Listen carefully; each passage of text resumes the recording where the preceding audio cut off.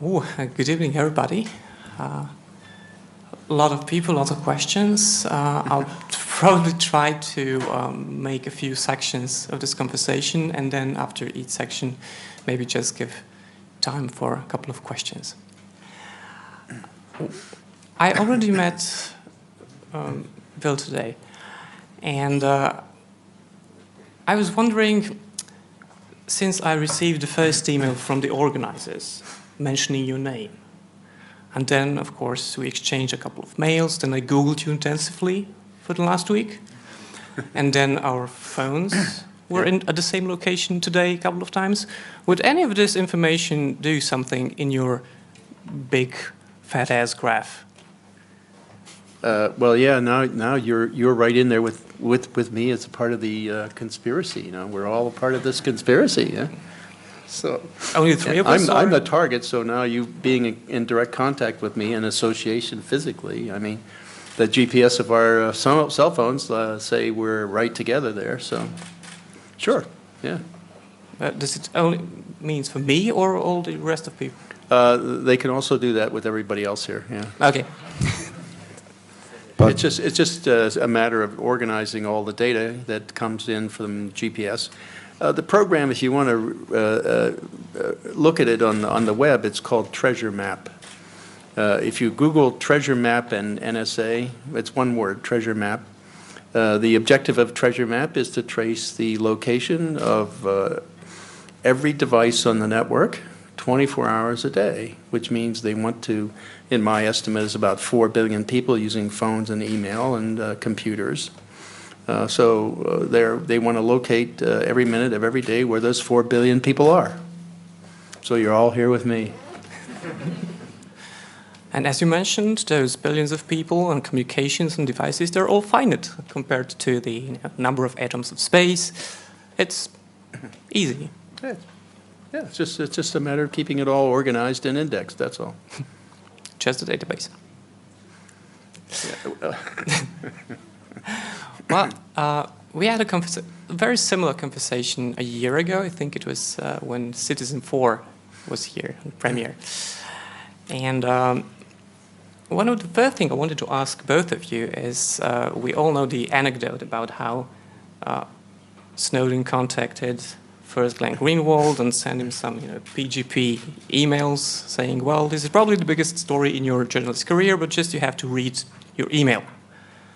Which he wouldn't, because he didn't know to use crypto. And then Laura came around and so on. Do you have any such an exciting story to share? How did you contact? Did you read his email, or how did this work out? I think, Bill, you start with that. Yeah, well, I mean, we didn't hide anything. Fritz called me on the phone, and we organized everything on the phone, and then set up email, and have been exchanging emails all along in the clear with no. I mean, most of the encryption anyway is structurally unsound because it basically gives a fixed key to people. That's structural. That's not a secure system. I mean, I'll give you an example. The Venona system, which was the Russian diplomatic system in the late 40s, early 50s, we were reading back then. It was supposed to be like a one-time pad, but they reused them over and over again. So that's how we broke in. So it's a matter of depth, basically. So basically you called him to... I actually had been working on a story about freedom in the digital age since WikiLeaks. And I was following a story of a German hacker who was supporting the democratic movements in the Arab Spring. And when the dictators were shutting down the internet, he and the group he was working with of activists were keeping up the internet and the flow of information in and out of these countries. And this went pretty well in Egypt. It went a little bit less good in Libya, but then it was a complete disaster in Syria because they had run into American surveillance software that was used there by the Syrian government completely illegally. Mm-hmm. And when another group of activists started to trace this software and the remainders of the software across the world in the internet, in the World Wide Web, they came across that this software was used in basically all of the dictatorships, plus all the European countries. And when we were about to finance that film and come out with this story, Snowden came out. And it was clear that all this surveillance was magnitudes bigger. It was dimensions bigger than what we had estimated. And it was also clear that Laura Poitras would make the film about Snowden because she had the access and everything. And I thought, because my academic background is contemporary history, I thought, when did it start that we became the enemy? When did they start to sort of turn the focus from the military enemies that we have been facing in the Cold War towards us? And I thought it would be interesting to document this change through a personal story of somebody who had been working in the system for a long time. And it happened to be Bill Binney. Bill happened to be on top of my list. And I thought, okay, so this guy was more than 30 years involved with NSA, and then he had become a whistleblower. So there must have happened something significant, and maybe there is a story. And so I asked him if he would participate in a film about his career, and he said yes. Nobody ever asked me this, but I find it's interesting. And this was in August 2013. In October, I had him come over to Vienna for 4 days of interviews and background talks. And this is when I first heard the story of Thin Thread. And I was completely blown away, really. It was the most amazing story I had ever heard. And my first reaction was, why did nobody already make a film about this? Because there are brilliant American filmmakers out there for political films. And Bill told me, well, nobody asked me. So this is basically how we came together and how this journey of this film started. Well, you have to understand. I think basically most of the people in the news media and any kind of media over in the U.S. are afraid of the government because they've been threatening people. I mean, they threatened Jim Risen with prosecution with a grand jury, and they also threatened others, like Jim Rose in the AP. And for example, I gave Laura and some others a list of all of the specific locations of all the tap points for the AT&T and Verizon system that they were using. That's the Stormbrew and Fairview systems around the world. So I gave these locations with specific buildings, okay? And they passed it on to places like the New York Times. The New York Times refused to publish it because they were afraid that if somebody attacked it, then they would be blamed. So fundamentally, they were afraid to tell the people the truth for being blamed for an attack. Indirectly, or just telling the truth about what's being used to tap people and get their information. They can't even tell you that. But the question you're asking is, when did all of us, or have all of us, became enemies? When it happened? Because when I was reading about your, let's say, early career, it's probably not just nostalgia, but in the 70s things were different. You're saying is quite often. Why? I mean, what was different? Because the NSA was secretive back then. We have this anecdote that we wouldn't even know about the NSA, like no such agency even existed if they were not, if somebody wouldn't find a huge shredder that was used to shred like all the faxes and stuff that were being analyzed by the NSA in that age. So you were secretive back then. You were doing, well, a lot of stuff that you could, well, get away with. But you're saying it was different times. Basically, it was after the investigation into Richard Nixon, where they found NSA was doing the Minaret program, which was directed at U.S. citizens, and although only a few, maybe less than 10,000, and it was done in conjunction with the FBI COINTELPRO program, and also with Chaos and the CIA. So it was the CIA, NSA, and FBI, the three organizations that were helping Nixon look after his political enemies and those who disagreed with the White House positions. People against the Vietnam War, things like that, like Martin Luther King, John Lennon, and so on. Those kinds of people opposing what the position of the White House was. So, and for that, Richard Nixon, of course, was impeached, right? And he was also indicted, and for doing much less than they are today. I mean, they're doing orders of magnitude. Back then, he only did maybe 10,000 USs. Now they're doing about 300 million. So it's, you know, plus the other 4 billion on the planet. So it's a matter of magnitude difference, but they're not holding them accountable now. They're being given a pass under the excuse that they're doing this to protect us, when in fact they're doing it to do population control. That's really what they're after. And they're using it now. I read on the 10th of March in Washington Post that they'll be using this NSA collected data to prosecute people in court of law for crimes. So they're looking into all this data, retroactively looking into all the people's data, everybody, looking for criminal activity so they can use that to prosecute them in a court of law, which according to the Constitution is unconstitutional. But they're going to do that anyway. They seem to be above the law now. That's really what the intelligence agencies are basically saying. That's how they can go lie to the Congress and lie to the people and get away with it. So they are basically feel that they're above the law. And I think this is also what makes it so dangerous, because when they started to have the mass surveillance, they were denying that it existed. Mm-hmm. Then when Snowden came with the documents that said, okay, it exists, but we are only doing it because we want to prevent another 9/11. And when I heard the story of ThinThread, it was clear that they had the tool to prevent 9/11, but didn't use it because it was too cheap. And so I'm really guessing what is the next excuse they are coming up with. Because basically, mass surveillance is completely useless if you want to guarantee security against terror attacks. It's useless. It's nonsense. This is a war against logic. This is the amount of data. This is the amount of time. The more data, the more time. Period.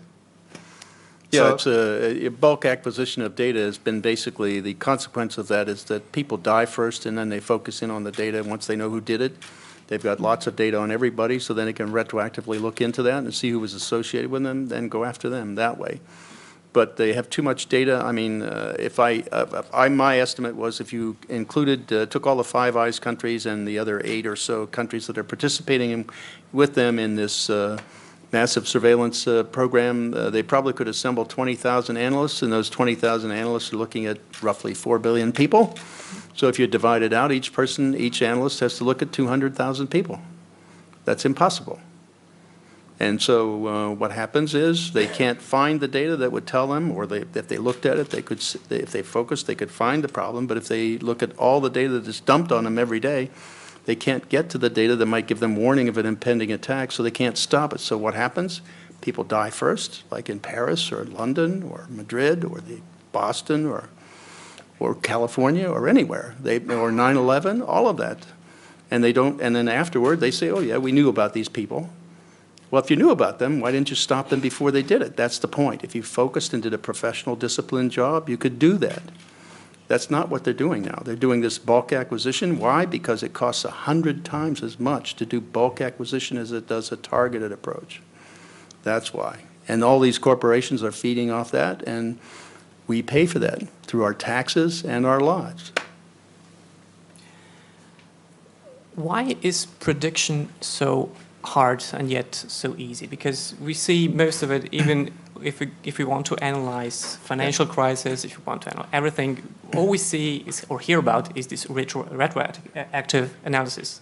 After something happened, everybody's very great at explaining, what went wrong. But where's this difference? How do you actually use this data to predict events? You probably won't tell us, how you figured out that the Russians are going to invade Czechoslovakia, but or will you? No, I can't. Well, I can't give you the specifics of that, but no, it was basically how they operate tells you that they're preparing some kind of action, and then the question is when.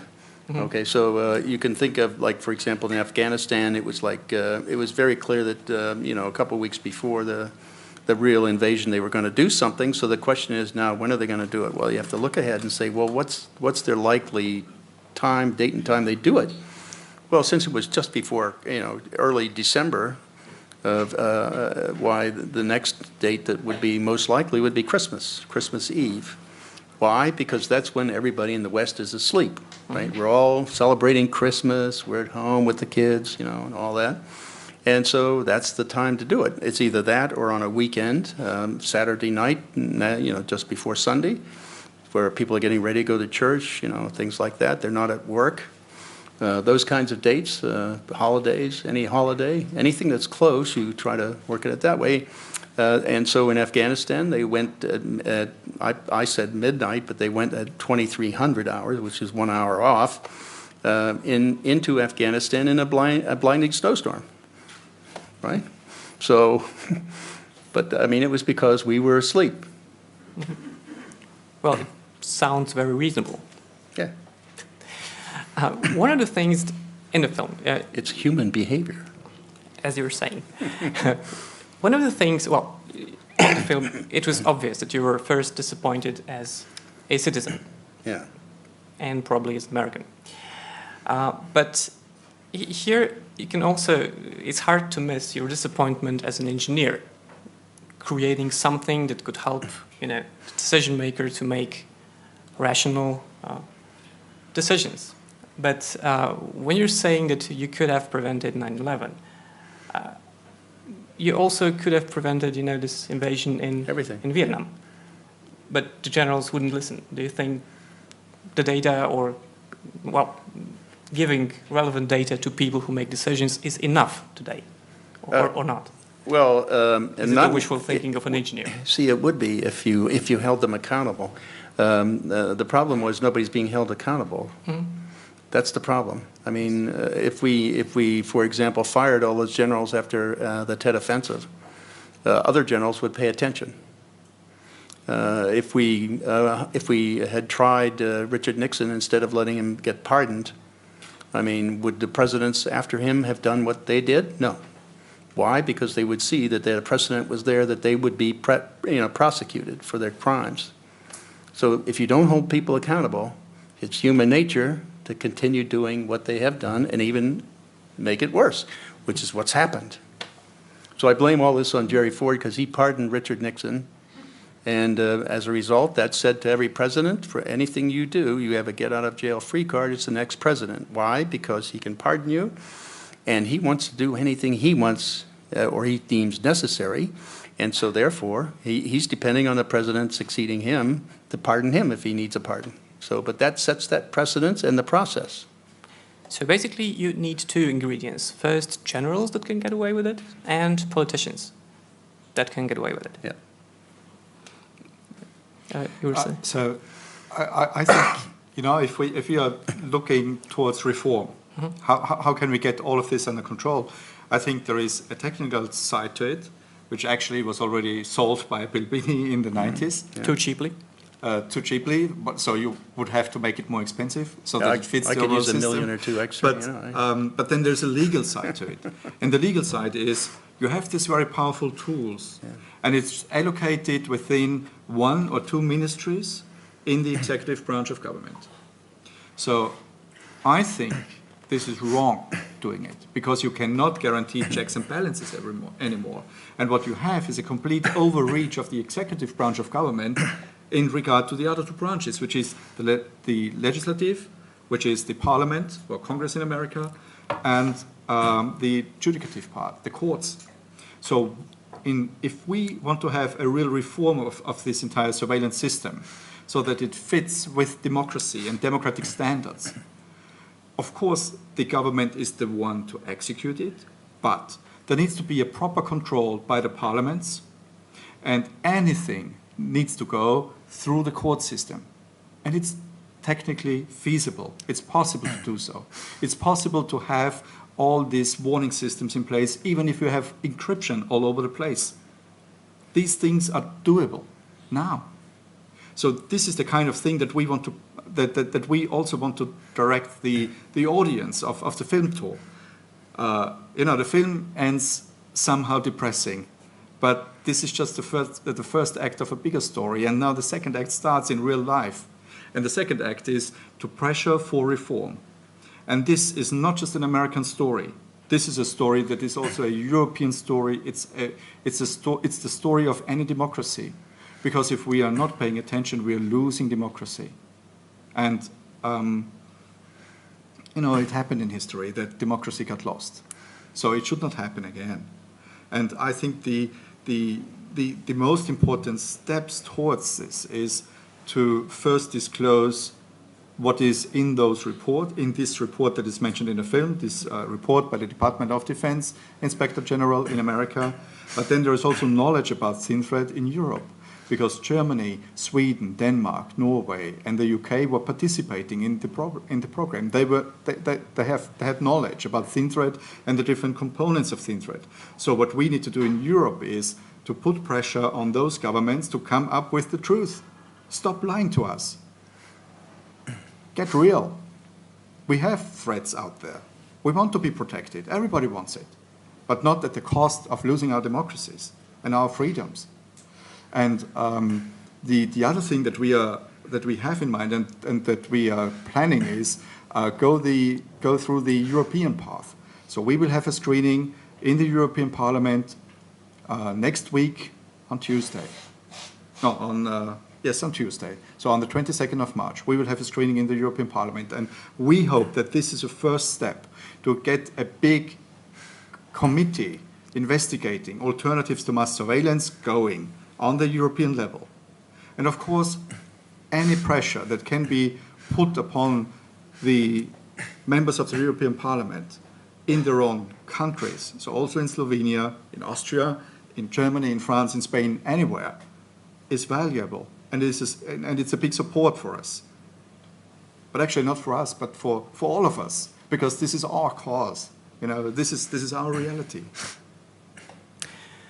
But how do you do that? Because from my experience, I've been writing about these subjects for around 10 to 15 years. And when you became a whistleblower, it was just, you could find this information if you really followed intelligence community in the US closely, sort of. Or if you were reading books about, you know, the history of NSA and the history of 9/11 and everything that came after that, then your name would appear.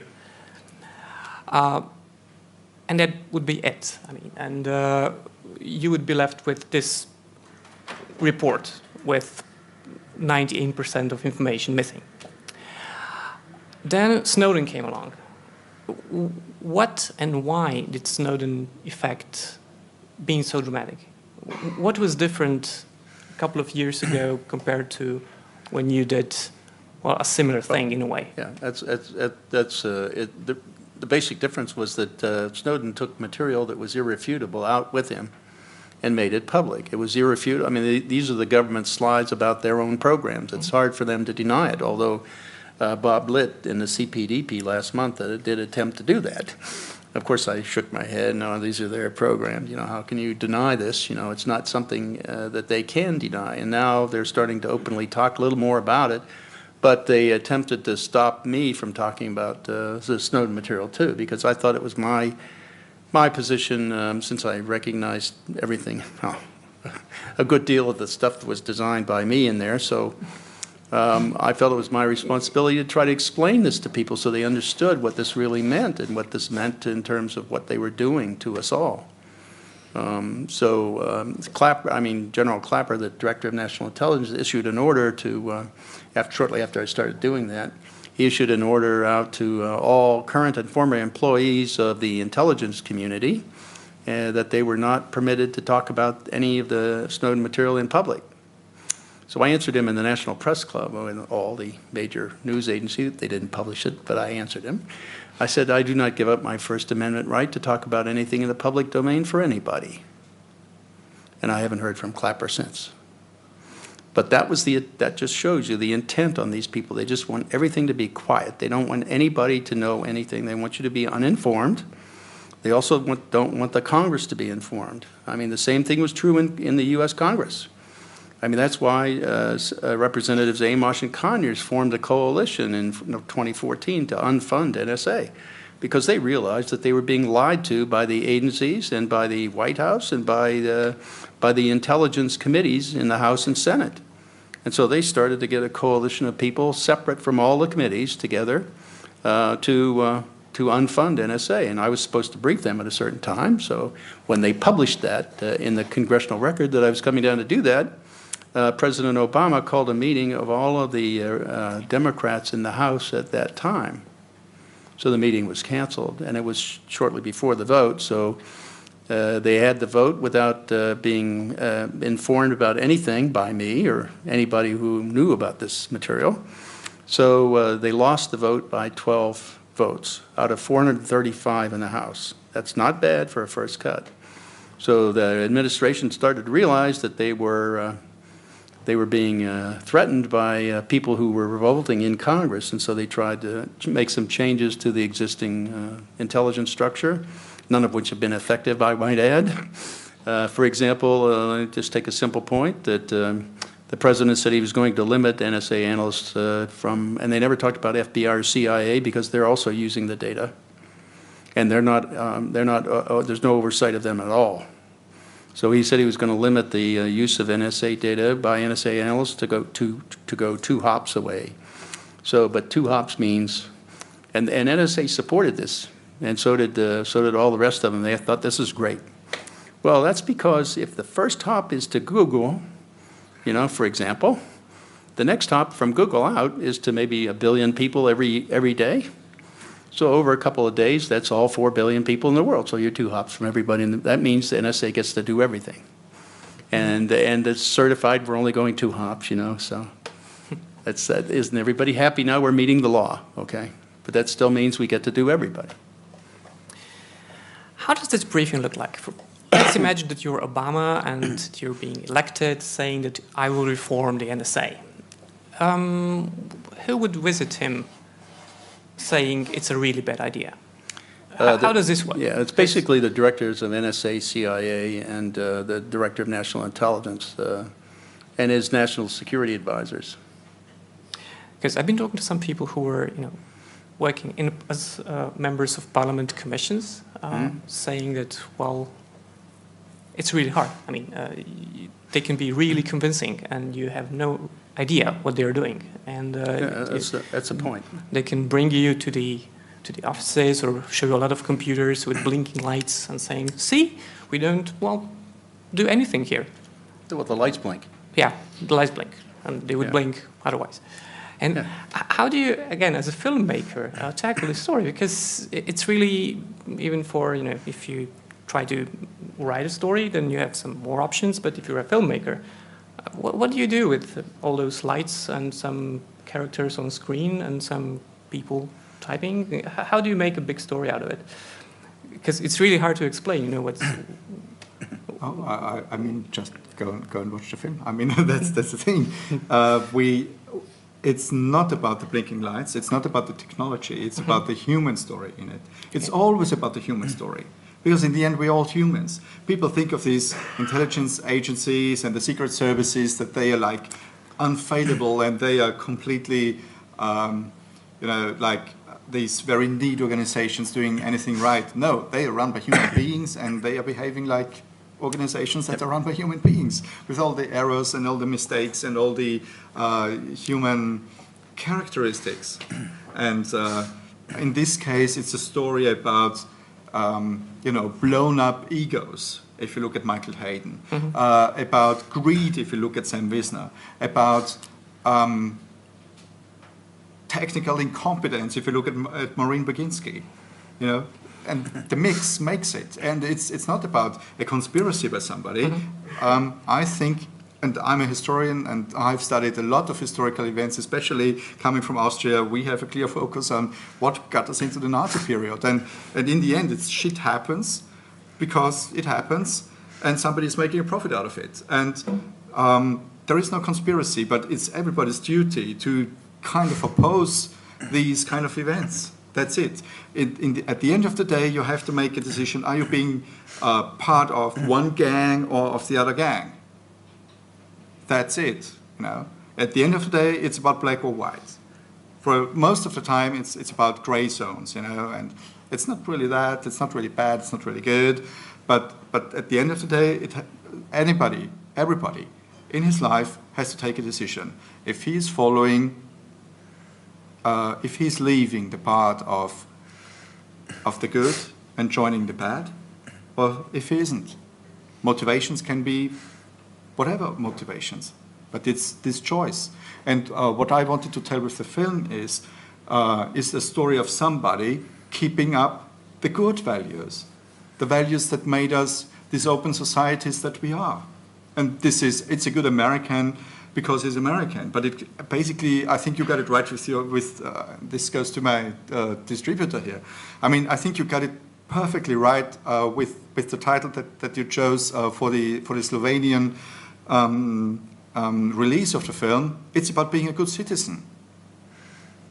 It's sometimes it's simple, really. And it's not about technology. These guys want to make us believe that this is rocket science. It's not rocket science. It's about some basic principles, like this here. Data, time. That's not rocket science. That's logic. That's common sense. Anybody can get it.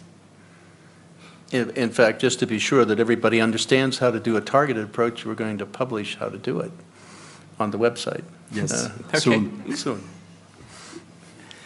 And you'll see it's not really that magical. I mean, it's fairly straightforward. It's using deductive, inductive, and abductive logic.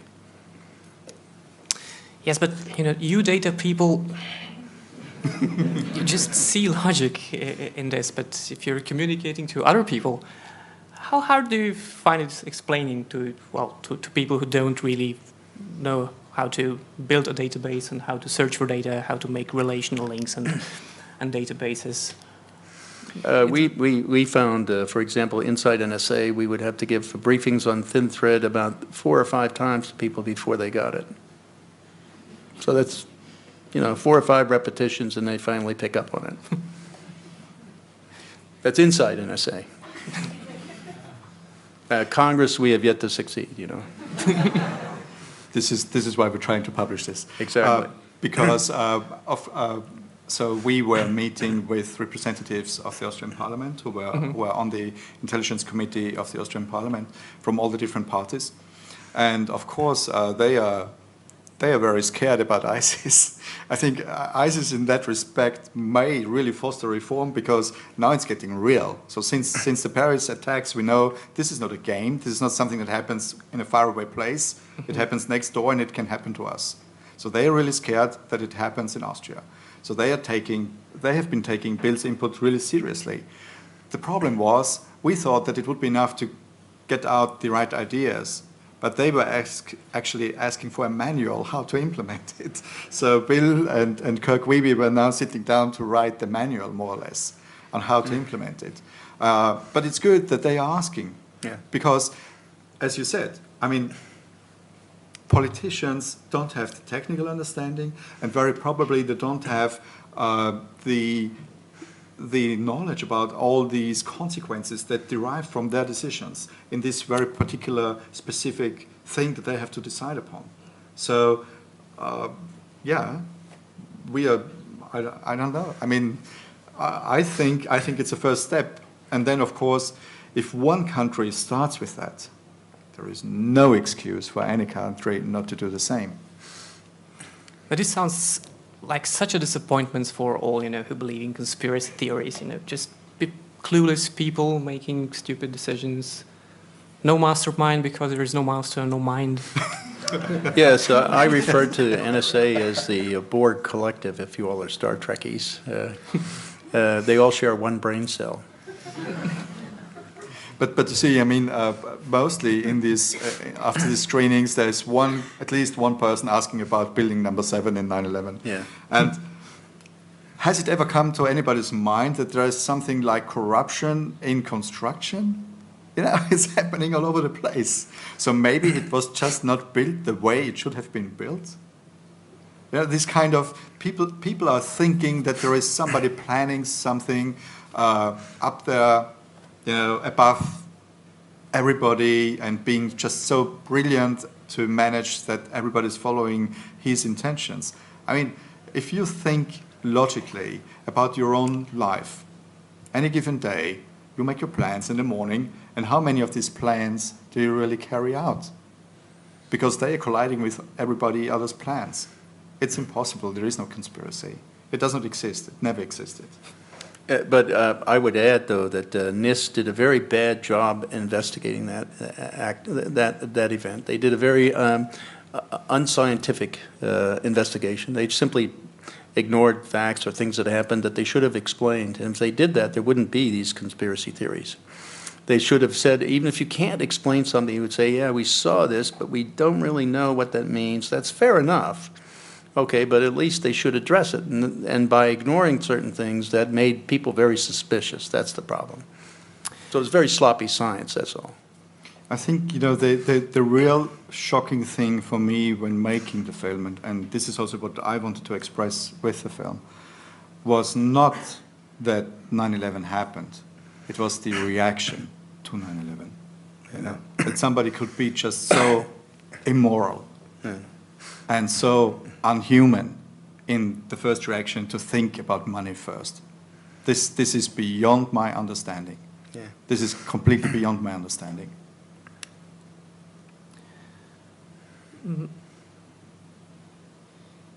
What's your questions? Maybe, yeah. Maybe it's first round of questions.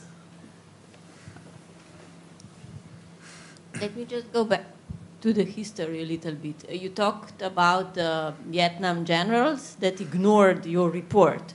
Aren't they in any way obliged to acknowledge that they had the report and they have to follow it? I mean, I don't understand why they didn't listen to you.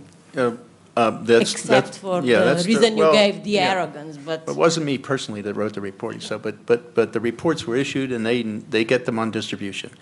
That's why I tried to explain it. So the only thing I could make out of that is that it was just they reacted with the sense of arrogance of power, that they had too much power, that it didn't matter what the opposition did, that you know, they would be crushed anyway.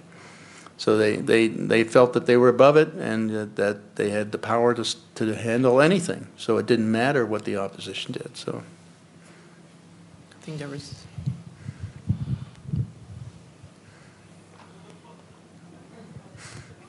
Hello, Pia Nikolic, radio student. I would like to ask you, what was actually the main purpose you decided to retire on that Halloween night? Since I guess maybe was it probably just because of your inner peace, as I assume also the director put a lot of water inside the film, or maybe was it because of something else, since you talk so much about society as being social being, and where is actually this line where you decided, okay, I'm not actually going to, because you still are concerning these people and you're still trying to work on informing them, but from the other direction. Where is this line where you decide to work only as an individual, to work for your own inner peace, and when did you cross over from the side where you were only like doing something for society only? well, see, in the Thin Thread program, what we did was we built in all the protections, first of all, to filter out any data of anybody that was not associated in any way with any criminal activity or international terrorist activity or anything like that. So if you weren't in any way associated with any of that, we had a process that would not even take your data in, so they wouldn't even have it. Okay, so that was giving you privacy protection. And then even if you got in, we had a way of then encrypting data until we could show that you were associated with something, and that was another way of protecting people until they had probable cause to target you. Those were the two things that those were two things they first removed from our system, and they started targeting U.S. citizens at that point with that system. So that meant that they were going away from doing a focused, disciplined job, going after true terrorists or criminals, and then moving on to doing and collecting everybody. So first starting with U.S. citizens, that was a direct violation of the First, Fourth, Fifth, and Sixth Amendments of the Constitution, the Electronic Privacy Act, Electronic Security Act, the Pen Register Law, all the FCC regulations and laws covering them against telecommunications companies. So it was a direct violation of all the laws and the Constitution of the United States. So, I mean, I had to get out of there at that point. That was meant that, and I knew people at the director, I knew them all, so I knew they wouldn't have done that unless they had cover from above, so that meant the White House, that meant I had to go to Congress. And so I had to get out as quickly as possible so I could do that. And that's what I did. Then I started going to the, using the Attorney Generals, so did Kirk Wiebe was also with me doing this. We were going to the Inspector Generals of the Department of Justice and the Department of Defense.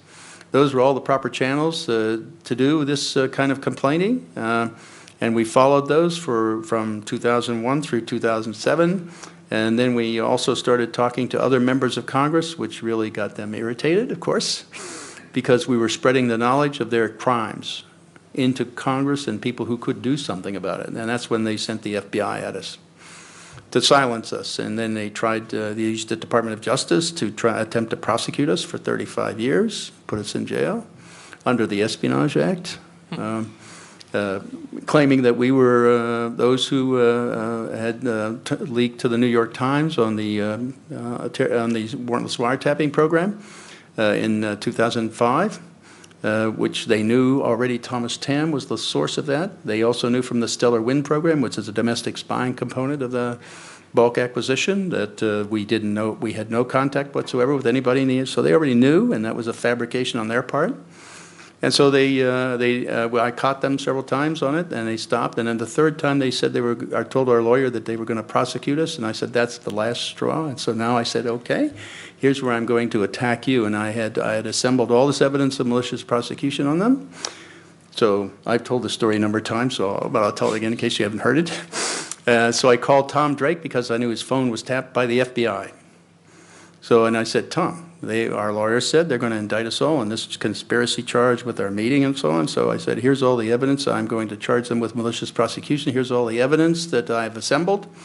And when they take us to court, I'm going to throw this charge at them, and we're going to attack them. So I read all this data on the phone to Tom Drake, because I wanted this guy in the FBI to copy it down and give it to the FBI, to the Department of Justice, so they realize what's going to happen.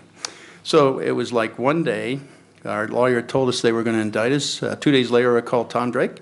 1 month after that call, we get letters of immunity. So that's how you scare. I mean, when you get the evidence against them and you have them nailed to the wall, they'll back away. They're cowards, okay? That's what it is. What is it that they're most afraid of? Because we see that they're not afraid of being negligent or being or doing something against the law. Are they so terrified of being seen as incompetent? They're terrified of being exposed in a court of law. That's the point. Mm-hmm. Because that's the one arm of justice of the U.S. government that they don't have yet control. And I think they're also terrified of being seen as incompetent. Yeah. Because this is why Jeffrey Sterling currently has been put in jail. Mm-hmm. Because he exposed how incompetent the CIA was in handling the Iranian nuclear programs. And this is the only reason why they put him in jail. And maybe because they're racist and he's black. This could be the other thing. Well, they're also afraid of admitting they have a problem, right? They can't admit they have a problem. They can't admit that the bulk acquisition is a problem because they've already asserted it. That's the answer, right? So they can't admit that. And even before that, it was difficult. I mean, I was on a different study group internally in NSA, writing up how we were going to move to the future and how we were dealing with our issues and so on.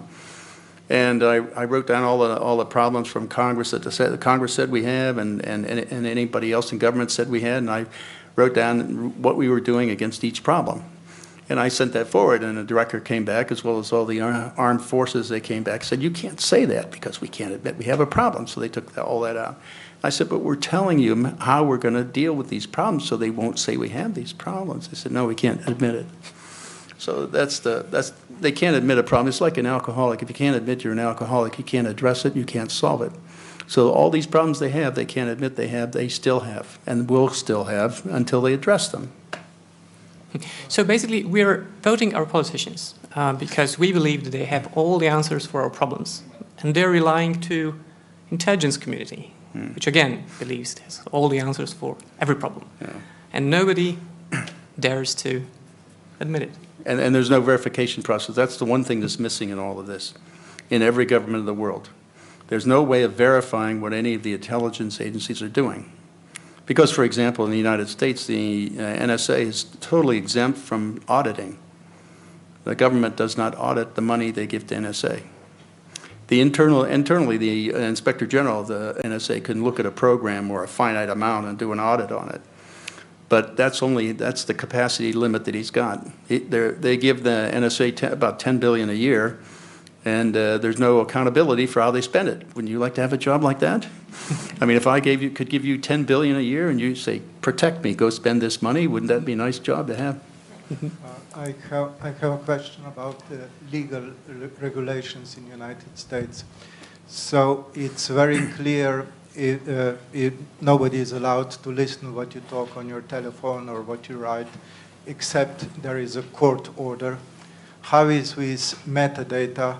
So you showed in the movie your idea, you kind of decided, okay, American citizens, we won't look at their metadata, so you behaved like being a court, which is okay. But what about legal regulations? Are there any? Or well, yes, what kind of regulations would you suggest that they would be? Well, there are regulations, and it does require a warrant to go after your citizens' communications, but they ignore that. Okay, that's not. I mean, they only put out FAA Regulation 702 and the what they do under that regulation, and also the Patriot Act, Section 215, what they do there. They don't talk about what they're doing under Executive Order 12333, which is where they're doing all the really bad stuff. And there's no auditing or no oversight of Executive Order 12333. So all the laws that they put out don't matter. They do under Executive Order 12333 anything they want. For example, all along after 2001, they've been listening to U.S. phone calls back and forth between U.S. citizens without warrants. And that was tested to by Adrian Kinney and David Murphy-Falk, who were transcribers down at Fort Gordon, who were doing the transcription of these phone calls. You know, and so it was all done without a warrant. So, I mean, the point is there's no verification process. That's the trouble.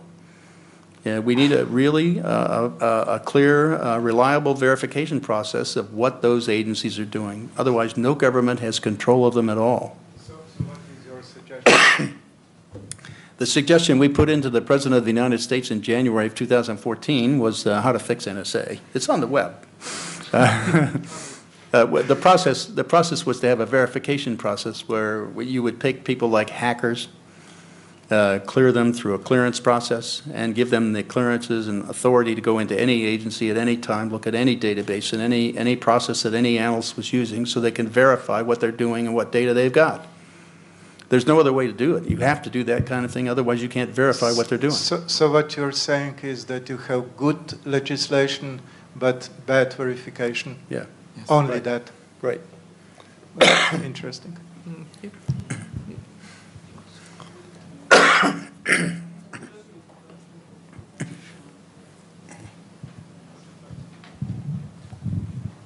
Hello, I'm a bit giddy to be in your proximity, must say. I have basically three questions, but the first question is, you say about the three pillars of society being one, government, executive branch, then the politicians in the parliament and so on, and the judiciary branch.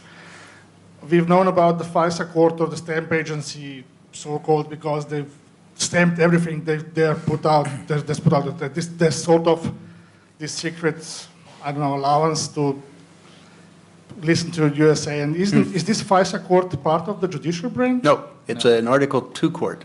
That means it's an administrative court. It only hears the administration. It's held on the 6th floor of the Department of Justice. Okay, that's executive branch then. Yes. Yeah, right. See, an Article 3 court requires the hearing both sides in an argument against an issue so that they can adjudicate with the law and the Constitution. That court does none of that. Okay, thanks. The other question is, if Trump comes to being the president, what's going to happen with this? Well, I don't believe that Trump would fix this problem. The only people I think that would address this problem are on the Republican side, Ted Cruz, and on the Democratic side, Bernie Sanders. Those are the only two that I think would address this issue. Okay, that was the third question about the Clinton being involved with all this. Thank you very much. Mm-hmm.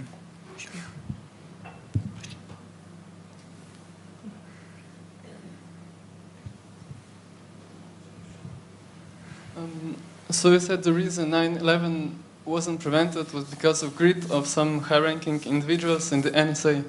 Would you maybe say it is possible that it wasn't prevented in order to start the whole war on terrorism and enable the Patriotic Act? I'm not quite sure I heard that properly. Can you say that again? Would you maybe let the possibility that the 9/11 wasn't prevented in order to start the war on terrorism and enable the Patriotic Act? Well, I mean, that gets back to a conspiracy theory that people, you know, as to whether or not they would. I mean, I think it was just outright negligence and stupidity. That's all. I mean, I wouldn't attribute it to a conspiracy. I would just these people don't know very much at all. Thank you. And I mean, there's one thing that you have to look at, which is there is this guy John Nacho. Yeah, right. Maybe you tell the story. Yeah, I know him personally. So he was the former CEO of Quest. So before Quest was a telecom company, right, in the U.S. On the 27th of February of 2001, about 6.5 months before 9/11, he was visited by people from NSA. Who were requesting him to turn over all the data, this is in court records in the United States, to turn over all the data that his company had on all his customers, which meant, you know, millions of U.S. citizens too. So that was showing intent for them to go after all the U.S. citizens and data about everybody, even before 9/11. And he refused unless they got a court order. So eventually they went out and got something against him and put him in jail for 5 years. And he, you know, he says they fabricated evidence to do that, and I believe him because they did it against me, and he didn't catch them, but I did. So I'm not in jail, and he went to jail for 5 years. So it cost him something like $64 million also, in terms of fines and just lawyers' costs. So, but that was all fabrication against him. So, but he was used as the example of what happens to executives of telecommunications companies if they don't cooperate. So that was he was like the poster child for that. Just, do you think that they're using your system to target Americans? I mean, yes, they are. I know this. Okay, but how come that they're still so inefficient? Because they're not competent. That's why. Or are they just not using it for, you know, hunting terrorists? Well, any competent person would do a focused, disciplined, professional job. If you're just doing bulk acquisition and looking at everybody all at once, you're not doing a professional job. And so you're not competent, and that's why they're failing. And then only after an attack happens do they focus and go after the bad people.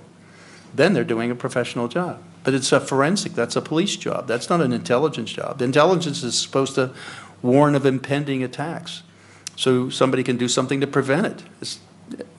After the fact, going and cleaning up the mess is a police job. And maybe we should also say something else, that not only that they're failing at this, but they're basically, and it's been on the record, they admit that they're killing people based on metadata. Oh yes, yeah. So that it's not that they're incompetent, they're using wrong information, but they're still killing people based on that. Yeah, right. Be it in drone attacks or... It's where you specifically are that tells them where the drone should go. Yeah. Aren't you afraid to share all this information? No. Thank you. Which was good for me. Yeah, that's right.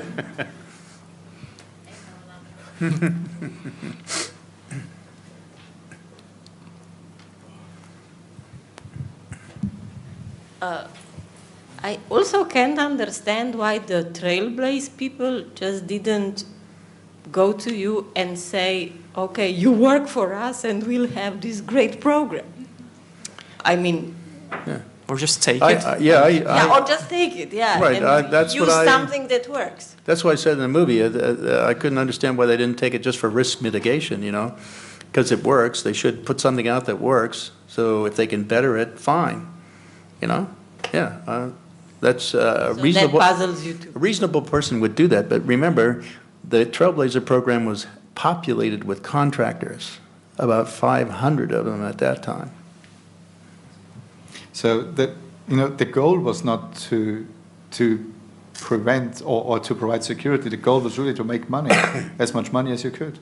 I understand, but they could just take this and still make money and just sell it for No, because the problem is the amount they wanted to sell it to the government. But you have to remember, though, see, they want to keep their contracts going for years. So the point is... not to have a great program. Well, I gave them, I say their vision statement for the contractors is keep the problem going so the money keeps flowing, which means, you know, that you can milk this for years and decades. Yeah. 15.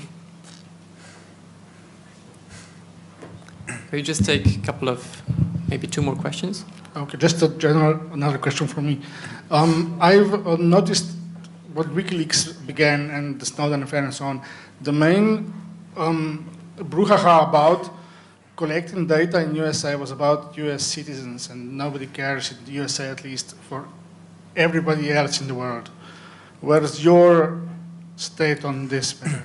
Well, the problem to me was just collecting data on individuals, period. Foreign or domestic, it didn't matter. When you did that, you collected too much data, you got your analysts buried and they fail. So the problem was a universal one. It wasn't just U.S. only. That's why we didn't. That's why we designed into the thin thread program for targeting, so we didn't take in that data that was irrelevant. Period. Because on the other side, you know, if you put together the policing and the secret service, what you get is a secret police, like the Gestapo, like the Stasi. This is automatically, and this is a real problem. And one of the big problems is how all these intelligence agencies collaborate on an international level and exchanging the data. So the Germans are not supposed to spy on Germans, so the Americans do it for the Germans. The Germans instead spy on whoever, and the exchanges. I mean, just find a friendly agency and. Yeah, and this is the real crux. And so you have like 2 sides to this thing, or two goals what they have. One is population control, and the other one is earning money as much as you can. Just a short sub-question regarding the legal status of this thin thread. Maybe the question is not logical, but who is actually the legal holder of this? Is this a program, or I mean? The code to do the sessionizer was held by a company called Technology Development Corporation. It was a very small company that worked for us, but that's been the commercial companies have replaced that with Naris and Variant. So the real programming on the back end is in my brains of my brain, you know. So they're all up here, and I've not really documented it for anybody. The graphing technique is pretty standard. Also, it's NetMap, NetViz, various other companies have that kind of thing. It's just a matter of scaling, and how you put the scaling together is using things like B+tree indexing schemes, which make it easy to graph or represent graphs in a very large data set that can be really unlimited, and we saw no limit to how far it could go.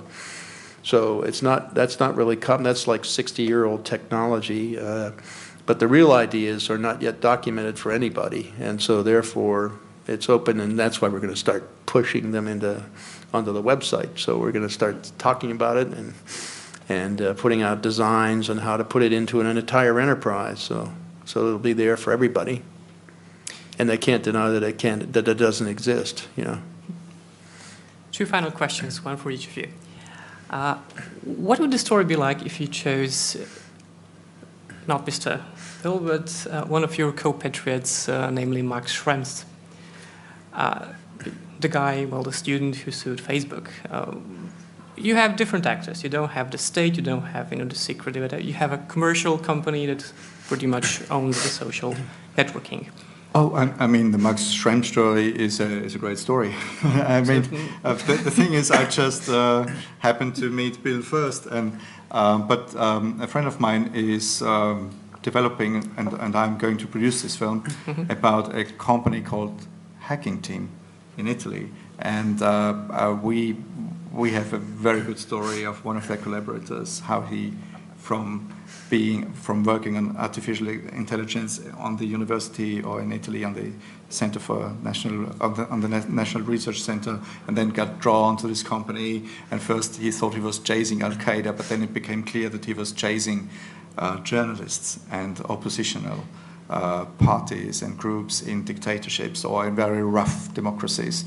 And he wanted to get out, and that's one of the next films that we're producing. It's called The Company. And how do you leave a company that is working with secret services across the world? Great that you mentioned those people who are like journalists and activists and the opposition. It may be a naive question, but what can they do to stay alive? Because one of the things that you said before was quite comforting. That if you're outside the system and they can be too reliant or too incompetent on this data they get from communications, but they can be terribly blind if you go, let's say, back to the old school spying games of John le Carré, of the Cold War, like using offline communication, building in a basement and stuff like that. You pretty much get unnoticed. What can you do to survive? Well, I thought smoke signals were good, but things like meeting in person without any electronic gizmo with you, or becoming a ham operator for some. If you want to get technology there, you can go back to Morse operation, manual Morse, just H-up broadcasts, things like that. It's the old analog technology that's available. You could use that. Use walkie-talkies, things like that. Something other than goes into the network that's tapped and recorded. So, we talked to Jake Applebaum after he had seen the film for the first time in November, and he's convinced that if we all use encryption automatically, so even without thinking about it or having to think about it, it will make it so much harder for them to do the collect-all approach, so that they have to focus and they are forced to focus. And it won't. The collect-all is like an ARIS device. Whether you're encrypted or not, it takes down the entire line. So it's not a matter of collecting it. It's a matter of diagnosing what you're doing. And since the programs I was designing were all based on metadata, that's unencrypted anyway. Because of it, if you encrypt the metadata, the system can't route it through the network. So you can't encrypt that. So that's the basis for the thin thread program. So it really wasn't dependent on encryption, but it would certainly hide. It would make. My sense is that they're getting pretty good at breaking a lot of these things, the commercially available ones anyway. So I don't think that's going to be a great impediment to them. So my personal stance on this is, so this was Jake Applebaum's approach, and I think it's a large part of these privacy advocates who are really advocating for this. I think from him, the Tor network is probably more of a problem because it routes things in many different directions and splits things up, and kind of masks the analysis of what repackaging things together. Yeah.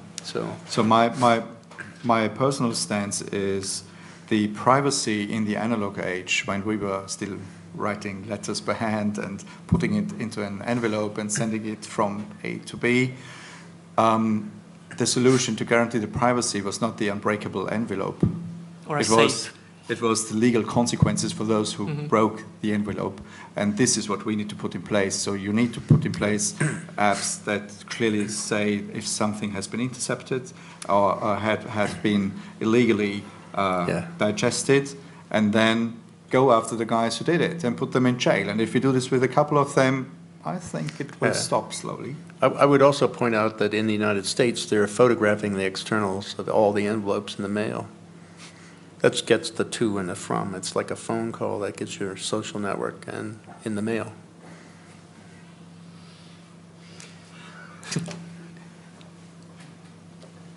Optimistic?